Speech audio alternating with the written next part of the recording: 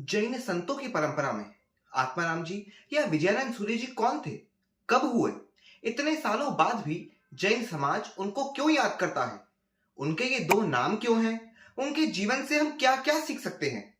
आइए जानते हैं आज 7 पॉइंट्स में। लेकिन सबसे पहले समझते हैं उनके जीवन की कुछ टाइमलाइंस।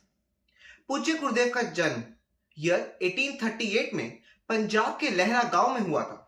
पूज्य गुरुदेव जन्म से जैन नहीं थे, वे कपूर क्षत्रिय परिवार से थे, लेकिन टीनेज तरुण अवस्था से उनका लालन पालन एक जैन परिवार के यहाँ हुआ और संतों के पास आने जाने से उनके अंदर दीक्षा के भाव उत्पन्न हुए। 16 साल की उम्र में उन्होंने स्थानकवासी परंपरा में दीक्षा ली और उनका नाम पड़ा मुनि आत्माराम। स्थानकवासी परंपरा यानी जैन धर्म की वो धारा जो मंदिर और मूर्ति को नहीं मानती थी। लगभग 21 साल तक वे एक स्थानकवासी मुनि रहे, लेकिन इस दरमियान उन्होंने शास्त्रों आगमों का सही अध्ययन किया और उन्हें एहसास हुआ कि भगवान की मूर्ति भी भगवान की तरह ही पूजनीय है। शास्त्रों में मूर्ति प्रतिमा के अनेकानेक उदाहरण उनके समक्ष आए और जब उन्होंने तीर्थों की यात्रा स्वयं की तो उन्हें शास्त्रों की वे सभी बातें सटीक लगने लगी। इसलिए लगभग 37 साल की उम्र में उन्होंने स्थानकवासी परंपरा को छोड़कर श्वेतांबर मूर्ति पूजक परंपरा में श्री बुद्धि विजय जी महाराज बुट्टी राय जी के पास दोबारा दीक्षा ग्रहण की। अब उनका नाम हुआ मुनि आनंद विजय। लगभग 10 सालों के बाद पालिताना तीर्थ गुजरात में 35-40 हजार लोगों की जनमेदनी के बीच उन्हें आचार्य पदवी से नवाजा गया और उनका नाम पड़ा आचार्य विजयानंद सूरी। और इस कारण वे आत्माराम और विजयानंद इन दो नामों से प्रसिद्ध हुए। आकस्मिक रूप से लगभग 59 वर्ष की आयु में ईयर 1897 में स्वास्थ्य बिगड़ने से गुजरांवाला यानी वर्तमान पाकिस्तान में उनका काल धर्म हो गया। आखिर उनके जीवन की ऐसी क्या बातें हैं जो 140 साल बीतने के बाद भी हम पूज्य गुरुदेव को याद करते हैं। आइए जानते हैं मात्र 7 पॉइंट्स में। नंबर 1, पूज्य गुरुदेव विश्व प्रसिद्ध थे। कई विदेशी विद्वान भी उनसे प्रश्नों के उत्तर लिया करते थे। अमेरिका के शिकागो तक उनके कार्यों की गूंज पहुंची थी। ध्यान रखने वाली बात यह है कि उस समय कोई सोशल मीडिया का युग नहीं था, फिर भी ईयर 1893 में शिकागो में हुए पार्लियामेंट ऑफ वर्ल्ड रिलीजन यानी विश्व धर्म संसद में उन्हें आमंत्रित किया गया। हालांकि साधु मर्यादा के कारण वे नहीं गए, पर उन्होंने वीरचंद्र राघव गांधी नाम के एक श्रावक को तैयार किया, अपने निबंध के साथ उस आयोजन में भेजा। Point of our introspection is, क्या हम में इतना सत्व है, इतना ज्ञान है कि हम औरों को जिन धर्म के बारे में समझा सकें, शासन से औरों को जोड़ सकें और इतनी प्रसिद्धि के बाद भी डाउन टू अर्थ रहना, विनयवंत रहना, क्या हमारे लिए संभव है, पॉसिबल है? नंबर 2, पूज्य गुरुदेव सत्यनिष्ठ थे। उन्हें पढ़ने का, सच जानने का रस था, तभी अजैन से जैन बने और जैन से जैनाचार्य बने। अनेक जनों ने उन्हें भ्रमित करने की कोशिश की कि आप व्याकरण मत पढ़ो, आप बाकी शास्त्र मत पढ़ो, लेकिन उन्होंने प्रभु पर विश्वास रखकर सत्य की गहराइयों में जानने की रुचि रखी।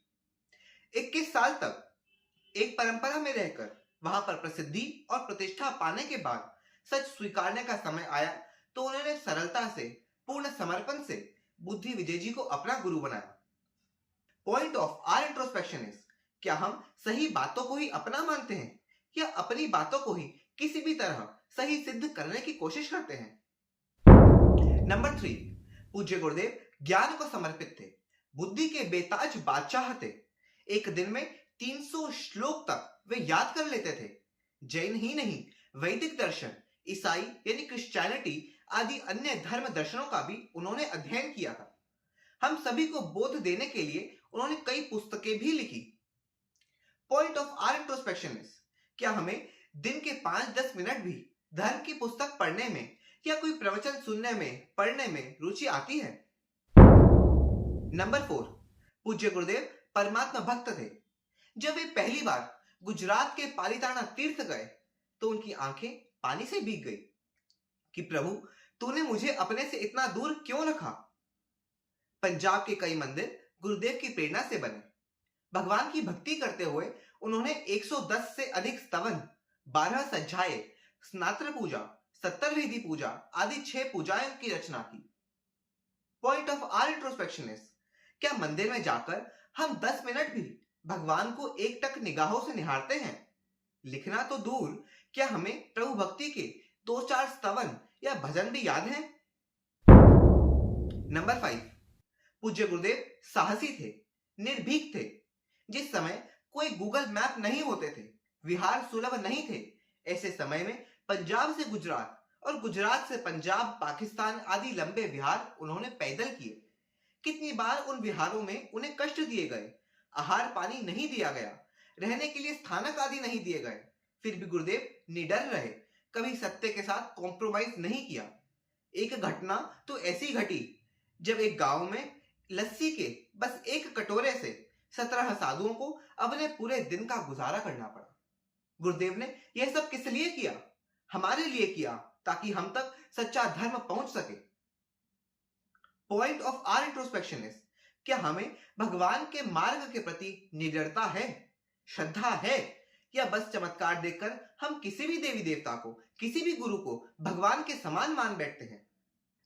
नंबर 6, पूज्य गुरुदेव कुशल उपदेशक थे। वे सुंदर प्रवचन करते थे जो श्रोताओं के दिल में उतरता था।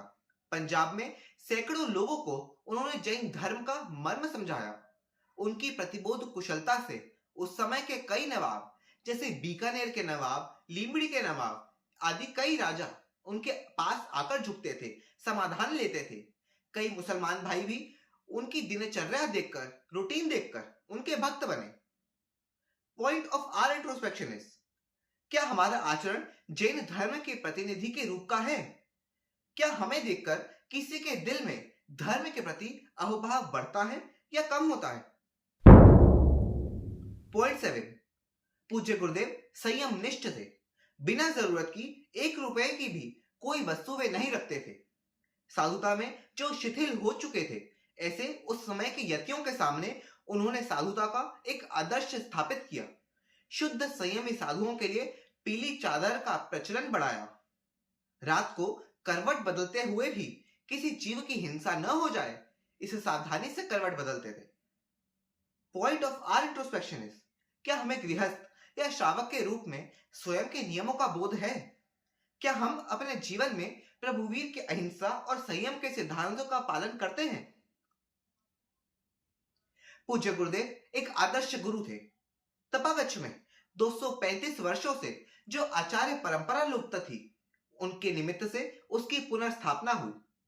उनके समय से पहले श्वेतांबर मूर्ति पूजक परंपरा में मात्र 25-30 साधु ही बचे हुए थे। यह उनका पुण्य था जो उनका शिष्य परिवार बढ़ा। आज लब्धि सूरी जी समुदाय, रामचंद्र सूरी जी समुदाय, भुवन भानु सूरी जी समुदाय, वल्लभ सूरी जी समुदाय आदि पूज्य गुरुदेव की ही शिष्य परंपरा है। पंजाबी में एक भजन है, गुरु आत्म ये बतला गए, सानू पुलियानु रस्ते पा गए। यानी हम तो भूले भटके थे, हमें सही राह बताने वाले तो गुरुदेव ही एक अवतार के रूप में जन्म हुए थे। जिन शासन के ऐसे महान संत को हमारा कोटिशः कोटिशः नमन।